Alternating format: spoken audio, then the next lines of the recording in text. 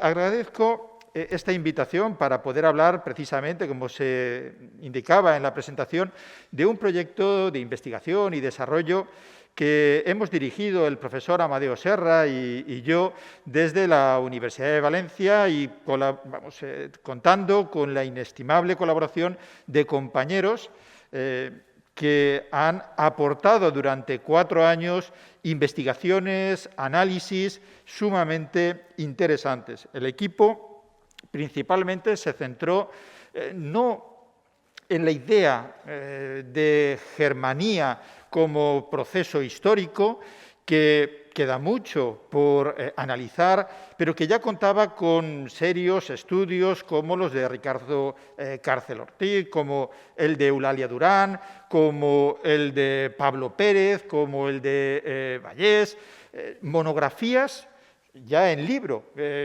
numerosos artículos, etc. Nuestro interés radica en las circunstancias artísticas, arquitectónicas que quedan vinculadas a este fenómeno. Los escenarios, ¿prefieren que me quite la mascarilla? Bien. Los escenarios, las destrucciones, las producciones que generan precisamente este acontecimiento, a eso nos hemos dedicado y ha dado como resultado, pues en estos 4 años, más de 60 publicaciones. Ahí tienen ese listado que seguro que no pueden ni leer porque no caben en una pantalla, de compañeros que, repito, colaboran y han contribuido en algunas ocasiones con tesis doctorales, con conferencias, más de 30 ponencias, comunicaciones, etcétera, y que evidentemente yo no voy a extractar porque sería imposible. Por mostrarles simplemente 3 libros recientes que han surgido de todo este esfuerzo colectivo, pues les muestro esas reflexiones históricas y artísticas en torno a las Germanías de Valencia. En el centro, imágenes y espacios en conflicto, las Germanías de Valencia y otras revueltas en la Europa del Renacimiento, fruto de un seminario internacional, o la pintura valenciana del Renacimiento en tiempos convulsos, el impacto de las Germanías. Coordinados pues, por Albert Ferrer, por el profesor Amadeo Serra y por quien les habla. Son algunos ejemplos y yo principalmente, por no arrogarme mérito que no me corresponden, me centraré en aportaciones propias, en algunas de las aportaciones propias. Concretamente quiero que vean en el primer libro esa imagen del padre Tosca, principios del siglo XVIII, y lo que tienen en esa plaza pequeñita es la plaza de Vicenperis. Esto es resultado de una batalla épica que este año hemos cumplido el 5º centenario de esa batalla épica, una batalla que acaba con la Germanía en la capital del reino de Valencia. Este líder agermanado es finalmente derrotado y su casa derribada y se siembra sal. Se esparce sal para que no crezca nada. Es un concepto de damnatio memoriae propio de la antigüedad clásica. Y esto surge en el siglo XVI, pocos años después de esta batalla, como les decía, épica. Pero si hoy recorremos las calles de la ciudad de Valencia, tenemos avenidas como Gran Vía Germanías. Gran Vía Germanías que en principio tenía desde ese límite que vemos en las vías del tren hasta el río, hasta el cauce del río. Después se decide que solo sea un tramo, es el de Gran Vía Germanías, y el resto se dedique a Gran Vía Marqués del Turia. Pero también tenemos calles como la de Joan Llorens, como la de Vicenperis, en distinto emplazamiento que el que hemos visto anteriormente, que estaba cerca de San Agustín, cerca de la calle de Gracia, la calle Padilla, y tenemos otras, como la del conde de Mélito, que era el virrey de Valencia, su hermano, el marqués de Cenete, uno de los grandes protagonistas al combatir la Germanía, o la calle Reina Doña Germana, la reina que llega, reina porque había sido segunda esposa del rey Fernando el Católico, y llega como virreina a Valencia y es la encargada de establecer pues, las penas, establecer pues, esa justicia cuando el triunfo señorial, real, ya se ha consolidado. Es decir, que podemos deambular por la ciudad y nos queda evocación de la germanía. Pero, ¿qué es realmente la germanía? Se nos adelantaba en esa contextualización con una epidemia.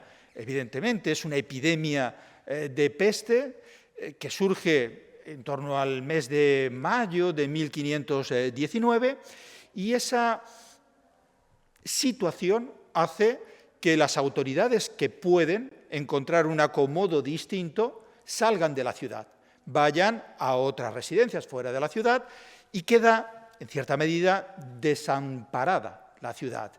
Y ante esa falta de autoridad hay una serie de situaciones que inflaman los corazones, podríamos señalar poéticamente. Una de esas situaciones es la predicación de un fraile castellolí que habla de las situaciones peligrosas que vive la ciudad, como esa epidemia de peste, por culpa de los homosexuales. Y hay una serie de asaltos a la catedral, al palacio arzobispal, y en esta situación lo importante, además de estos detonantes, es que el rey, Carlos I, está ocupado en su proclamación como emperador. No acude a jurar los fueros y todo el reino está soliviantado. Desean que acuda al reino y jure los fueros. Pero preocupado, como les decía, en esa coronación, ser proclamado emperador, bueno, pues hay una serie de negociaciones y los consolidados oficios de la ciudad buscan mayor protagonismo. Quieren tener una mayor presencia en el gobierno de la ciudad. Quieren tener un mayor control para verse favorecidos con medidas protectoras de la manufactura local, quieren tener una menor carga fiscal, etc. Estas ideas son contempladas pues, de buen agrado por el rey en principio. Pero todo comienza a complicarse cuando los oficios intentan recuperar lo que en 1515 Fernando el Católico había concedido, la posibilidad de armarse, que los oficios se armaran para prevenir un ataque externo. Y esto la nobleza no lo puede permitir, es una prerrogativa de la nobleza. Y ahí es cuando empiezan a tensionarse las relaciones. La nobleza no ve con buenos ojos, repito, ese adenament, ese acto que la nobleza considera que es propio. Es el brazo nobiliario al que le corresponde la defensa por las armas. En esta situación, las reivindicaciones se van extendiendo y en el campo, bueno, pues muchos consideran que ese componente antiseñorial tiene justificación en ese ámbito. Y un colectivo que va a recibir grandes críticas, grandes ataques, son los mudéjares, son los musulmanes que son vasallos de los señores territoriales. Y esa idea antiseñorial se extiende con criterios confesionales, la idea de defender la religión, y al igual que hay cruzada para recuperar Tierra Santa, esa cruzada por recuperar una unidad confesional. Granada se había ocupado en 1492. En 1492 se expulsa a los judíos, pero hay una comunidad que sigue conviviendo. En Valencia, concretamente en la capital, en el año 1238, pero existía esa convivencia. Aquí comienza con la Germanía a tensionarse enormemente todas estas relaciones. Se llega al enfrentamiento armado y finalmente mueren miles de personas. Bienes son confiscados, queda un reino maltrecho económicamente, y en esa situación que dura desde 1519, se agrava en 1520 y 1521, tenemos un estallido en el verano, sobre todo de 1521, y durante 1522. En marzo cae la ciudad de Valencia, o cae al menos Visemperis, porque se suceden numerosos conflictos, y los últimos reductos, que son Xàtiva y Alcira, claudican en diciembre de 1522. Ahí acaba, pero aún así continúan ciertos epígonos. Y fíjense cómo algo que nos acerca a aquel periodo no es solo la propia epidemia que nos permite empatizar con aquella situación, sino los nombres que recibían los que defendían uno u otro bando. Cuando el pueblo que defiende la Germanía se hace con el control, a los que no lo apoyan le llaman mascarats, enmascarados. Todos vamos enmascarados. Pero cuando realmente el bando señorial, el bando real, domina la situación, aquellos que quieren que de nuevo vuelva la germanía, la reivindicación agermanada de menor presión fiscal, de mayor presencia en el gobierno, esos se llaman encoberts, los encubiertos. Se tienen que ocultar ante el otro bando. He elegido la palabra convulsión porque esa convulsión se define como agitación violenta de agrupaciones políticas o sociales que trastorna la normalidad de la vida colectiva. Pero para muchos es una guerra civil, para otros es una revuelta. El término convulsión, desde luego, es común a cualquiera de las otras circunstancias. Y en su tiempo, ¿cómo lo vieron? Porque nosotros lo analizamos desde nuestra perspectiva, pero en el tiempo se vio como una locura. Y ese término locura lo emplean sobre todo aquellos que están dentro del bando ganador, del bando señorial, aquellos que loan las hazañas del conde de Oliva, como es el caso del venerable Agnesio, Agnès, que ven ahí en la imagen, en una obra de Macip del siglo XVI, vemos, son la época de Juan de Juanes. Ahí vemos también una serie de imágenes como la de la derecha, que es la primera representación de la ciudad de Valencia a través del Portal de Serranos, que acompaña la obra de Francesc Eiximenis, el régimen de la cosa pública.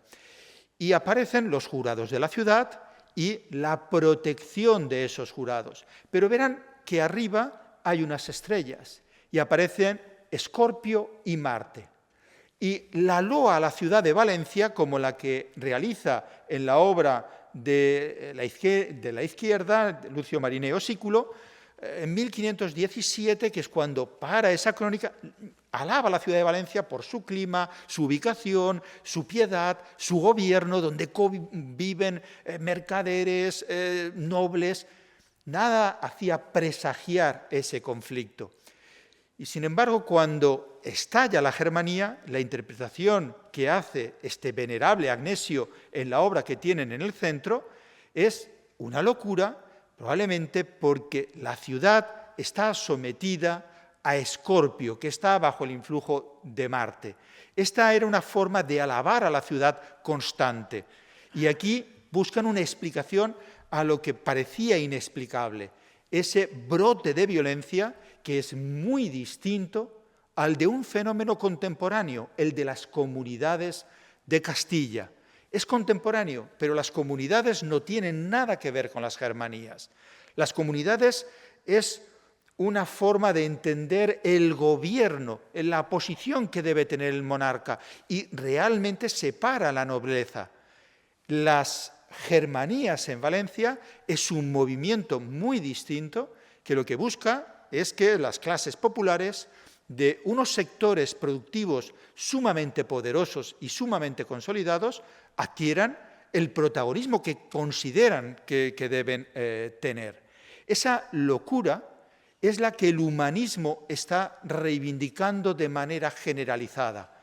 En obras como la de Sebastian Brandt, Stultifera Navis. Bueno, pues es la nave de los locos, la nave de los necios, una obra de 1494 que se traduce al latín y se extiende y llega a ser, diríamos hoy, un bestseller a través de las ediciones, desde la edición en latín de 1497, o la obra de Erasmo de Rotterdam, el Elogio de la locura, esta obra de 1511, y que Erasmo, bueno, pues va a tener un influjo, 1516, perdón, en la edición que tienen ahí.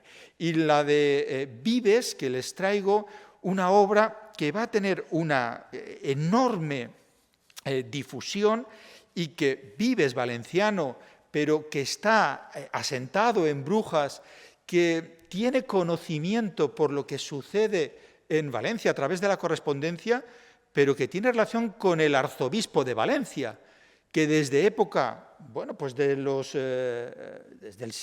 más de 100 años, eran obispos que no residían en la diócesis. Y en este caso, bueno, pues estaba en Lovaina, el Herardo de la Marca, el arzobispo de Valencia.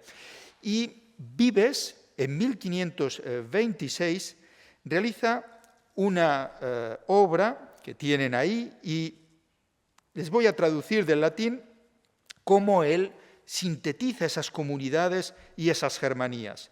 Ante la marcha del rey por tomar posesión del imperio, se produjeron levantamientos en España de la plebe contra la nobleza, de unas ciudades contra otras.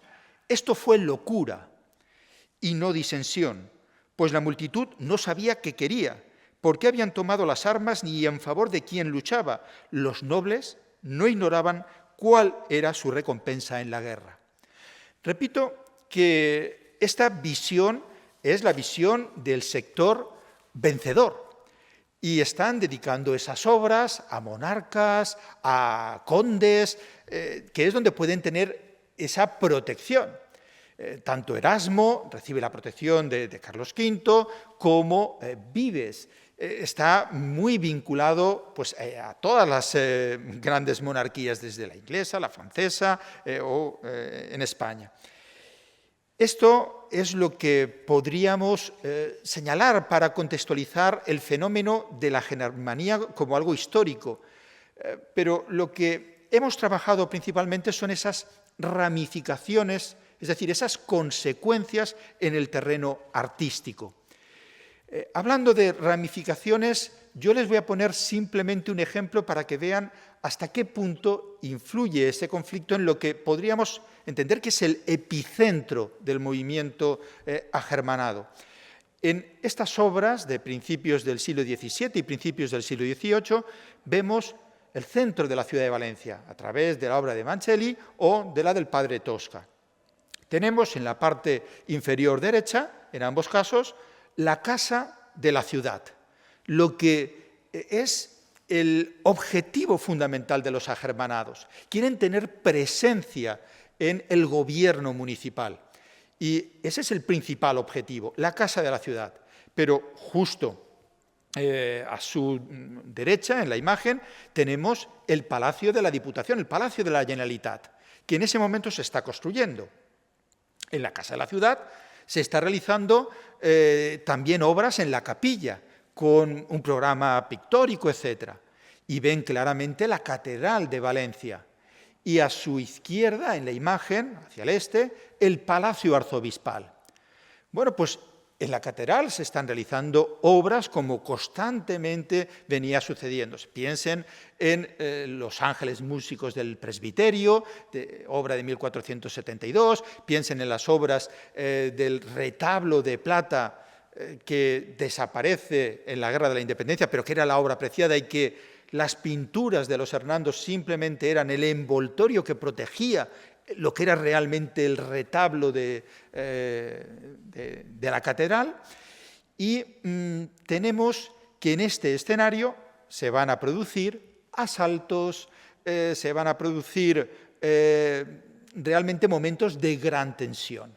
El Palacio Arzobispal es la sede no del arzobispo, que está ausente, pero sí del marqués de Cenete, que actúa como gobernador, del infante de Aragón, que es la máxima autoridad en un determinado momento, y se construye pues, un puente que comunica el palacio con la catedral para facilitar precisamente esas circunstancias de defensa, de protección. Es algo que desde el siglo XIV, de manera recurrente, se viene produciendo la construcción, y con motivo de la Germanía se vuelve a hacer ese puente que comunique el Palacio Arzobispal con la catedral. En esta obra, en esta catedral, quiero detenerme principalmente por una serie de sucesos, porque, como indicaba antes, la predicación de Castellolí es uno de los grandes detonantes, porque eso supondrá el ajusticionamiento, que ajusticien, que maten a una serie de homosexuales, pero también que la muchedumbre persiga a otros que se cobijan en la catedral y que al final se tienen que entregar porque hay peligro, y por evitar males mayores se entrega a esa muchedumbre que estaba dispuesta a asaltar la catedral, ¿no? Tenemos también en el campanario, pueden ver el Micalet, que tiene su nombre por la campana El Miguel, una campana que en el siglo XIV el municipio costea. Y es la campana que va a dar las horas, va a marcar la pauta del día en la ciudad y en todas sus proximidades, toda la huerta. Y esa campana desaparece, se destruye en una tormenta, en febrero de 1519. Esto se entiende también como un presagio de lo que va a ocurrir después durante las Germanías. Son elementos que, repito, tienen su epicentro en la catedral. Y en esta situación de emergencia, y pueden ver en la parte inferior el Palacio Arzobispal a la izquierda, ese puente en otra de las reconstrucciones y la catedral a la derecha. Y en la imagen central, el acceso al campanario. Fíjense que el acceso es a través de un espacio reducido, angosto, y después una escalera de caracol que permite claramente la defensa. Esto va a ser frecuente durante los conflictos. Y el Micalet, la torre campanario de la Catedral de Valencia, va a ser un reducto, un lugar de protección de lo más preciado que tiene la catedral. Realmente, en la catedral se cobijan centenares de personas, como sucede en muchos otros lugares. Dicen algunas crónicas que no había capilla que no estuviera llena de camas con familias enteras protegiéndose de la situación de inestabilidad que se vivía. Estas personas y sus enseres. Bueno, pues el cabildo de la Catedral de Valencia lo que persigue es poner a salvo una serie de bienes sumamente preciados. Han vivido momentos de enorme tensión y deciden, bueno, pues reforzar la sacristía. Y con una serie de elementos de hierro, metálicos, protegen la sacristía, pero en un determinado momento, cuando se van a recrudecer con todas las tensiones, y de hecho se producen las grandes batallas de Almenara, Sagunto, Gandía, etc., bueno, pues deciden trasladar la custodia, reliquias y objetos que eran muy valiosos por su propio material, ¿no? Que utilizaban oro, plata, seda, etc., los trasladan a ese primer piso que ven ustedes en la sección de la torre campanario y tapian el acceso de la escalera. Crean como si fuera una fortaleza pequeños orificios desde los que poder lanzar pólvora y otros elementos defensivos. En el segundo piso quedan encerrados, con comunicación con el resto de la estructura, pues 6 beneficiados de la catedral. Y en el último, vituallas, elementos de víveres y armamento para estar durante al menos 6 meses. Esto sucede en otros lugares. En San Mateo, por ejemplo, también se hacen fuertes, pero a través de humo, a través de fuego, reducen. Y ahí son los agermanados los que intentan protegerse. Y en otros lugares, como en Játiva, a través de una serie de bombardeos, reducen a los que están. Pero en el Miguelete la estructura es tan fuerte que es imposible. Y además contratan a 6 escopeteros para que estén custodiando los alrededores y que se eviten, bueno, pues esos asaltos, esos saqueos que eran sumamente frecuentes. Esto como escenario creo que puede resultar elocuente, pero también incluso nos lo puede permitir el hablar de la campana del Micalet. En esta imagen que tienen de principios del siglo XVII, con el portal de los apóstoles, y al fondo ven el Micalet con la espadaña del momento, bueno, pues estaba esta campana, se destruye en febrero, y el día de San Miguel es realmente muy relevante dentro de las Germanías. El primer día de San Miguel, lo que ocurre, pues ese 29 de septiembre, es un desfile de uno de los oficios más importantes dedicados al textil y que tienen como patrón a San Miguel y desfilan con armas. Esta es una provocación para la nobleza. Esto ocurre el primer día, podríamos decir, de San Miguel dentro de las Germanías, septiembre de 1519. Pero es que en septiembre, el día de San Miguel de 1520, se asalta la morería. Se asalta la morería y se convierte la mezquita en iglesia. Y se convierte en iglesia de San Miguel. Y con la turba, con tambores, con elementos propios del combate, de guerra, atemorizando a la población, los agermanados se hacen fuertes y, en gran medida, las torres son el reducto del bando señorial. Y se reservan esa torre con el control de las campanas, que va a ser el sonido probablemente que se puede identificar con uno de los bandos, el bando señorial, mientras que los tambores, elementos propios, repito, del uso en batalla, lo tendríamos que asociar al bando agermanado. Bueno, pues se consigue fundir la nueva campana y en el año, bueno, pues de 1521 se sube a lo alto de la torre campanario esta emblemática campana. Se va a utilizar para llamar a las tropas señoriales. Se va a utilizar para arengar durante esa batalla épica contra el líder agermanado Vicent Peris. Podríamos contraponer, repito, esos tambores que dominan la calle con esas campanas, que es un elemento tradicional de la religión cristiana, que dominan ese mundo sensorial del momento.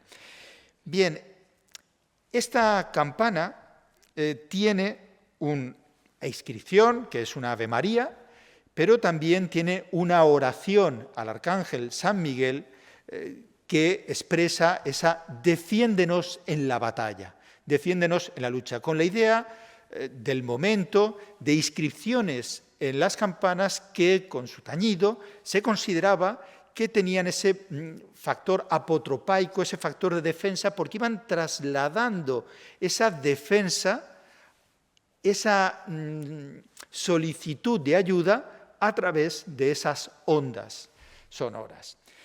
Esta campana, repito, tiene un carácter sumamente emblemático dentro de esos escenarios, de esos espacios que creo que pueden mostrar hasta qué punto los elementos arquitectónicos que hoy contemplamos fueron escenarios notables de estos sucesos y cómo elementos efectivamente unidos a lo valenciano, bueno, pues están también con la Germanía. La que tenemos actualmente no es la que se funde en 1521, sino que es unas décadas posterior, también se rompe precisamente en un júbilo ante unas noticias. Pero esas inscripciones probablemente sean las mismas, igual que las imágenes de San Miguel, San Vicente Ferrer y la Virgen y la crucifixión que tiene. ¿Qué otros aspectos me gustaría tratar a la hora de ver esas ramificaciones artísticas, esas consecuencias en el terreno arquitectónico y artístico dentro de este periodo de las Germanías? A veces no es lo que tenemos, sino la ausencia, lo que puede justificar. Y vuelvo a recordarles esta plaza de Vicent Peris que ven ahí.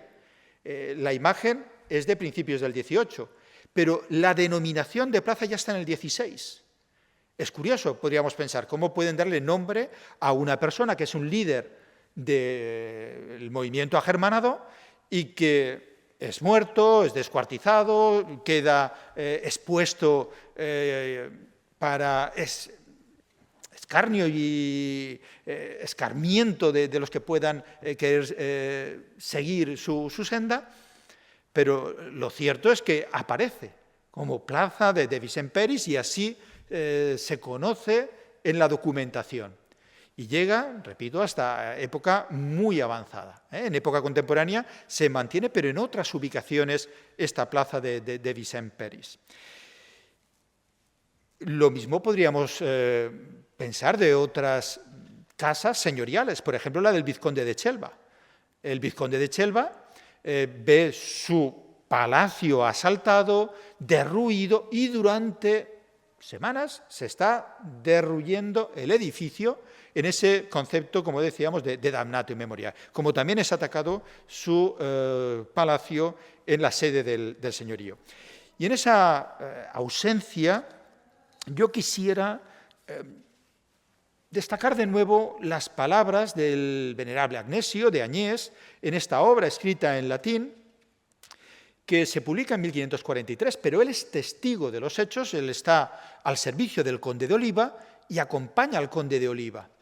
Y en esta apología, en esta defensa del marqués de Cenete y sobre todo del conde de Oliva, da una visión, yo creo que bastante ecuánime de lo que es el conflicto y de cómo se extiende ese daño. Nos dice Agnesio, los agermanados, víctimas de enajenación mental, el término locura es lo que más emplean, como algo inexplicable, como algo que puede volver a curar las heridas. Es que no eran dueños de sus actos, fue un momento de enajenación.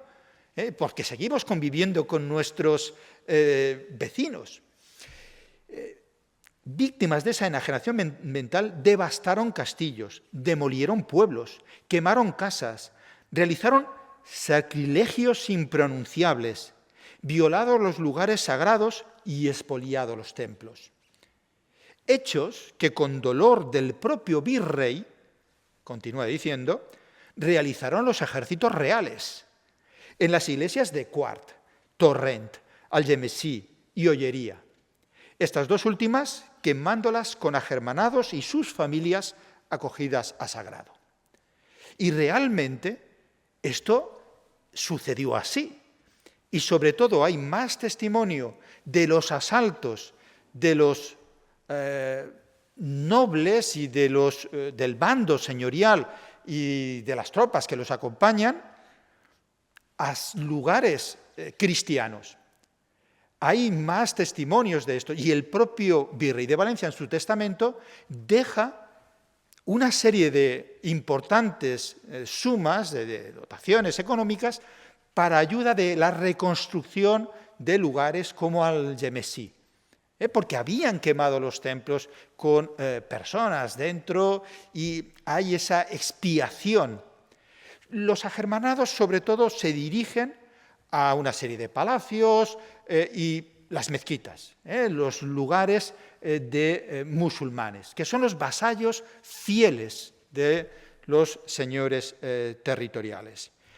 Esa situación se vive, por ejemplo, tras la batalla del río Vernissa o la batalla de Gandía. Lo tiene en la parte inferior izquierda del plano, Gandía, y ahí se citan, después de una gran victoria del duque de Segorbe entre Almenara y Sagunto, pues el conde de Oliva, el duque de Gandía, con el virrey, el conde de Ménito, pues deciden enfrentarse a los agermanados. El virrey es reticente, pero el duque de Gandía y el conde de Oliva, acompañados por otros nobles, quieren esa batalla. Y es una derrota estrepitosa del bando señorial. Y tras esa derrota, tienen que huir con sus familias y van hacia la parte superior, la parte sur sería, que es Denia. Y de allí embarcan para ir al norte del reino, a Peñíscola, y volver a realizar las campañas con otra suerte. Se saquea el palacio de Gandía, se saquea el palacio de Condal de Oliva y todo lo que es hasta Denia, sobre todo en aquellos lugares vinculados a estos señores territoriales. Dicen las crónicas, y voy a traducir del valenciano, no dejaron cosa que de caballeros fuera, que no la quemaran o destruyeran. En lugares como Gandía, Oliva, Pego, Denia, Sabia, Teulada, Benissa, Calp, Murla. Y esto es sumamente frecuente. Este es un saqueo por parte de los agermanados, pero hay un saqueo durante un mes por las tropas reales en Orihuela. El bando señorial con tropas de Murcia, del marqués de los Vélez, y en un contexto de odio, de rivalidad, porque Orihuela había conseguido desmembrarse de la diócesis de Murcia, en ese resentimiento, porque esto tenía consecuencias económicas, no solo espirituales, Orihuela, agermanada, se asalta y durante un mes hay testimonios de que se levantan, se abren tumbas, hay actos sacrílegos, se consideran que en algunas estatuas se pueden ocultar elementos y hay una descripción realmente muy dura de ese asalto por parte de tropas reales. Pero probablemente la mayor transformación en esa pérdida que yo les estaba señalando, no solo las consecuencias son aquello que nos ha llegado, sino aquello que hemos perdido o se ha transformado completamente. Y aquí he decidido tomar las palabras de un cronista del reino de principios del siglo XVII, Gaspar Escolano, que cuando habla de la transformación de las mezquitas en iglesias, lo resume con unas frases muy sabias, que dicen, por la costumbre de los conquistadores de aplicar los templos de los vencidos a la religión y creencia del Dios de los vencedores. Y esto es universal, esto es común a cualquier cultura, y tenemos múltiples casos de esta situación. Bueno, pues en tierras valencianas y a partir de lo que sucede en la Germanía, lo que va a suceder es esa transformación radical de una realidad multicultural. Como les indicaba, el día de San Miguel de 1520, unos muchachos toman prestado un retablo urbano y acuden a la mezquita, entran en esa mezquita mayor, en la Morería, y entran con el retablo. Se considera que ya está, a través de predicar en la misma, está convertida en iglesia, y esta mezquita mayor pasa a ser iglesia. Ante la presión son bautizados, y esto va a ser muy frecuente, que se bauticen obligatoriamente a los mudéjares, a los musulmanes, que pasan, bueno, pues a ser moriscos, son cristianos nuevos. Esto, que en principio tendría que haberse revertido con el triunfo del bando señorial, no ocurre así. Y en 1525 el emperador autoriza esos bautismos forzosos y, es más, obliga a que todos los mudéjares sean bautizados. Ahí es cuando se produce la unidad confesional, no antes. Ahí se produce una unidad confesional, no puede haber otra religión. Los judíos, repito, expulsados en 1492, y en este momento, en 1525, bautismo forzoso. Pasan a ser moriscos. Y esto tiene una consecuencia enorme en todo un patrimonio.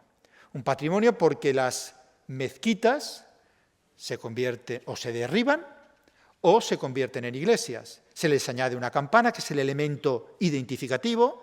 En otros momentos ya se habían derribado los minaretes y pues se emprenden una serie de acciones que son elementos identificativos del antiguo uso. En el siglo XVI nos hablaban pues, que en Xàtiva pues, las inscripciones cúficas eran visibles, y en muchas de las antiguas mezquitas sucedía. Pero este proceso, en distintos impulsos, con Herardo de la Marca, con Santo Tomás de Villanueva y sobre todo con el patriarca Rivera, se va consolidando, y prácticamente en nuestros días tenemos pequeños testimonios, como la ermita de la Sara, cerca de Valldigna, o la ermita de la Santa Cruz en el centro de Chelva. Esa transformación fue realmente eficaz. Y a la vez, esta repercusión se nota en criterios defensivos, torres que controlen una población que ya no está conforme, porque ya tiene que mantener su religión a escondidas, y los cristianos recelan de ellos. No se produce una integración, a pesar de todas las políticas que se emprenden. Hay fortalezas como la de Bernia que finalmente, con la expulsión, se derriban no porque son escasas, sino porque son excesivas, es difícil de mantener, pero era una defensa para evitar un ataque externo, y sobre todo que ese ataque externo tuviera el apoyo de toda esa población morisca. Cristianos nuevos que se recelaba que fueran realmente cristianos sinceros. Y todo esto finaliza con la expulsión en 1609 de la población morisca hacia las costas del norte de África. Es una transformación radical.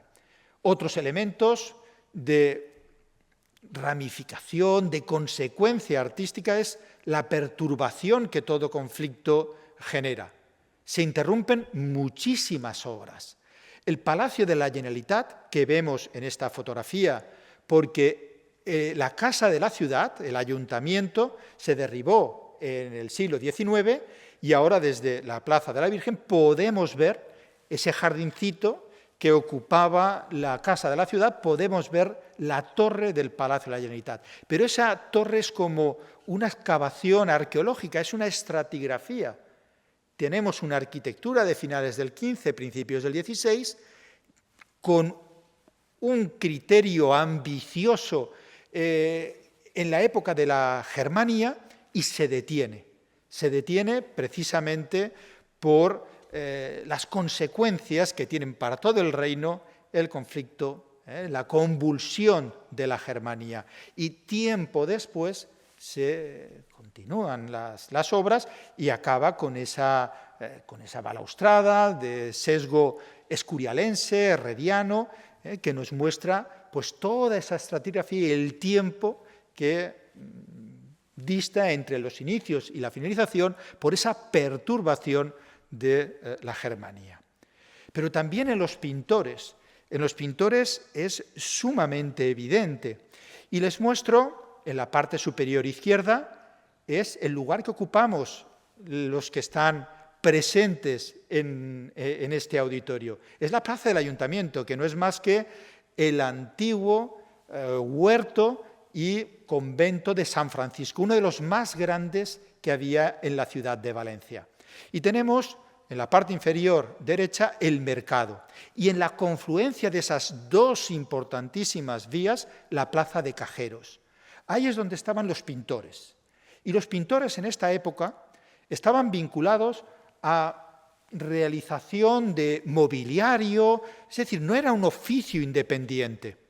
Estaban vinculados a oficios que hacían armas, oficios que estaban como bordadores, oficios principalmente carpinteros. De hecho, los carpinteros no tenían como patrón a San Lucas, que vendrá después, sino a San José. Perdón, al revés.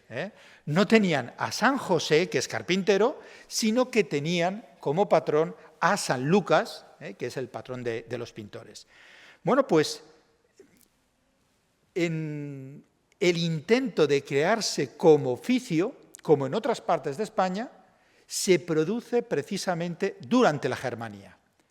Y tenemos ordenanzas como la de Córdoba en 1493, las de Sevilla en época de los Reyes Católicos, las de Zaragoza en 1502 que se reforman en 1517, las de Barcelona en 1519 y en Valencia, en plena Germanía, donde todo el mundo está reivindicando y los oficios dicen queremos también nuestro protagonismo y queremos defender nuestros intereses, los pintores se agrupan y se vinculan a la Germanía y deciden armarse y mandar representantes a la batalla de Gandía que anteriormente comentábamos. Y en esta efervescencia, bueno, pues tienen su protagonismo.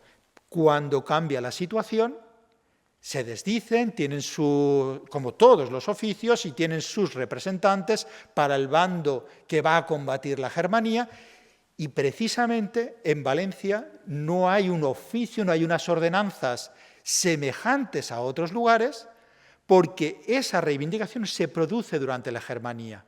Y cuando se están produciendo las multas a aquellos oficios, las penas a todos aquellos que han participado, se callan porque era reconocer su implicación. Es una repercusión y esto va a lastrar la producción artística pictórica. porque frente a esas ordenanzas, como dijo Tramolleres, en Valencia domina una libertad omnímoda.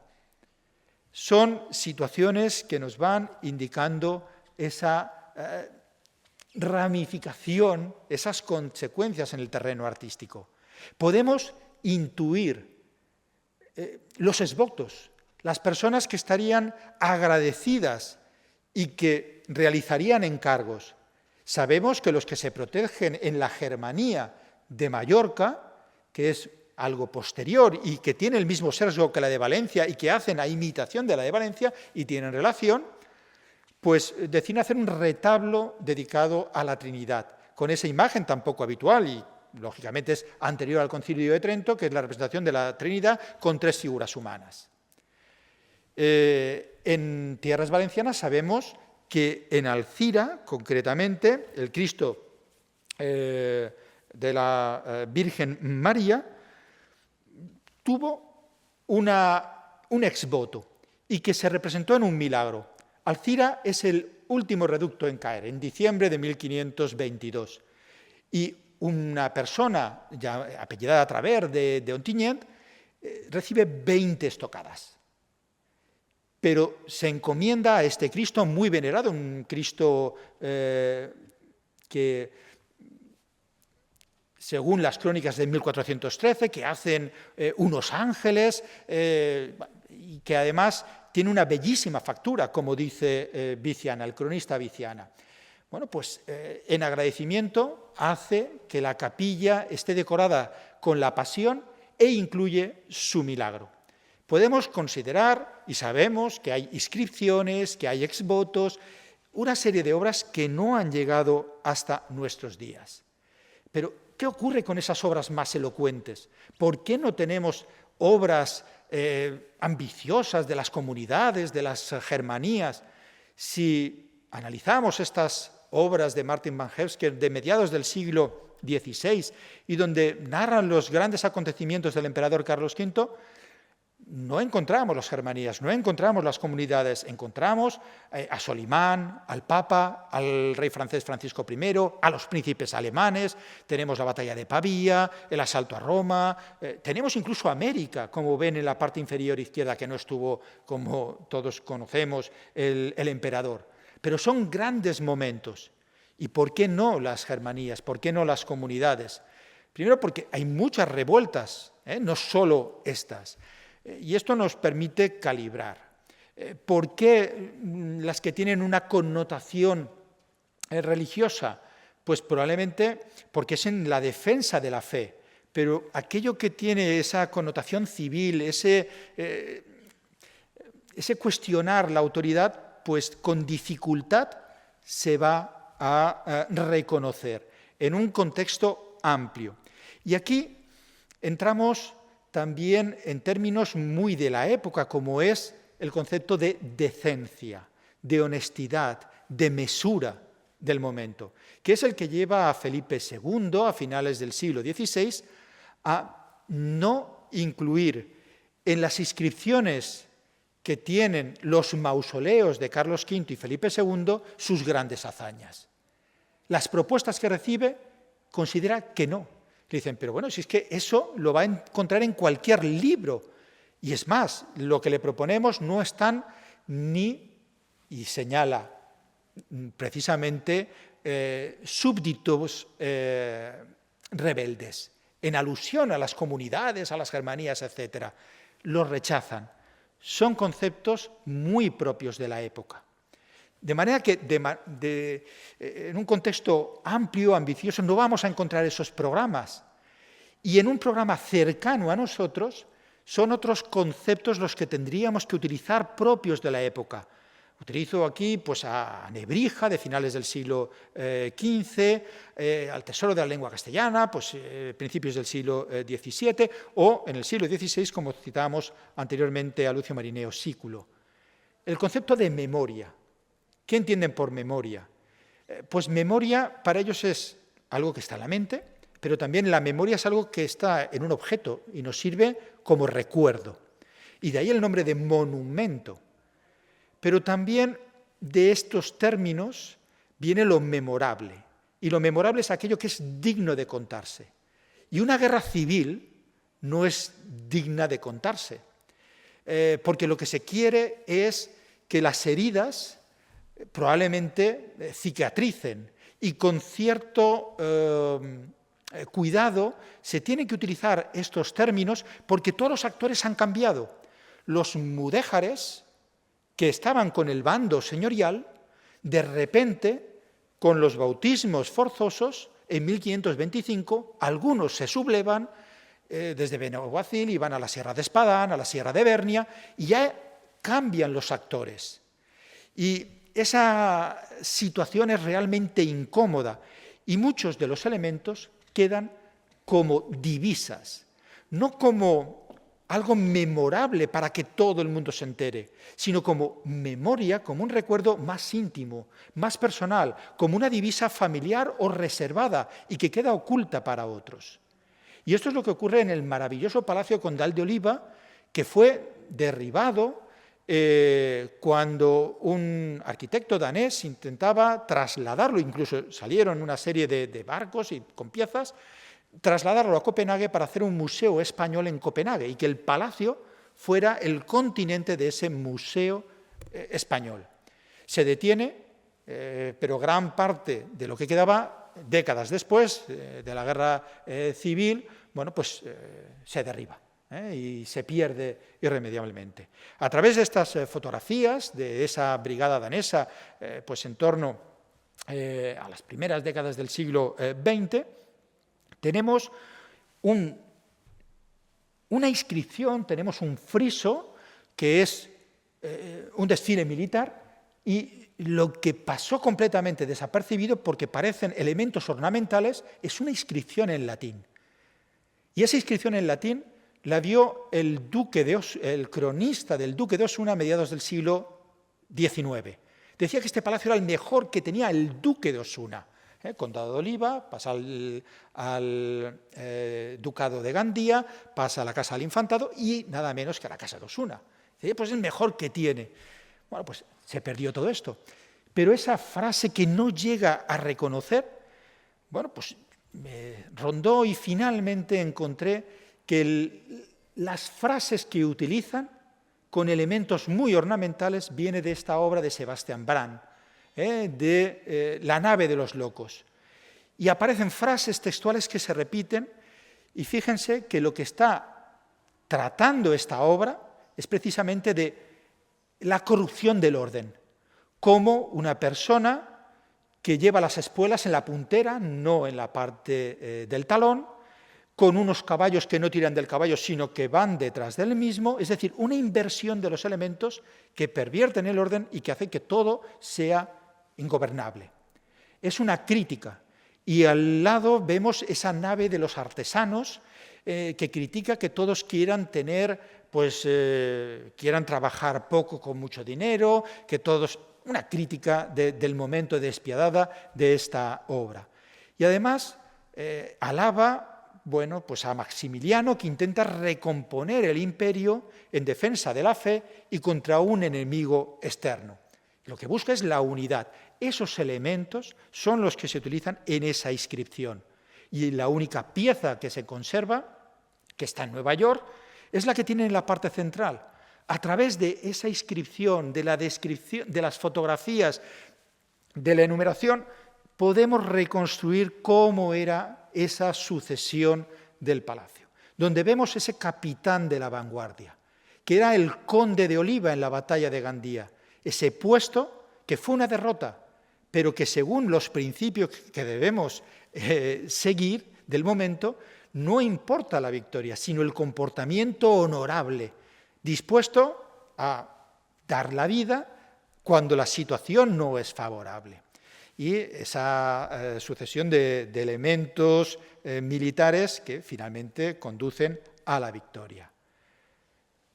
Obras que muestran incluso esa vinculación hacia lo real, ese compromiso. En esta obra, que está en el Museo de Budapest, obra valenciana, pero en el Museo de Budapest, esta alegoría, que se consideraba pues, una de las obras más enigmáticas porque no se identificaba su significado. Y que podemos adelantar que es una alegoría del matrimonio, del buen matrimonio a través de una serie de piezas que siguen todo lo que dice la Oeconómica de Aristóteles y sobre todo Luis Vives. Vives en sus consejos para la mujer y para el hombre en el matrimonio. Son dos libros distintos que se traducen en la corte del virrey Fernando de Aragón, que se dedican a su esposa Germana de Foix y que recogen todo ese ambiente. Precisamente hace referencia a esa locura, aquellos que van en contra de esos vientos de la razón, esa fidelidad marital, pero que también se puede llevar a la fidelidad que hay con el emperador.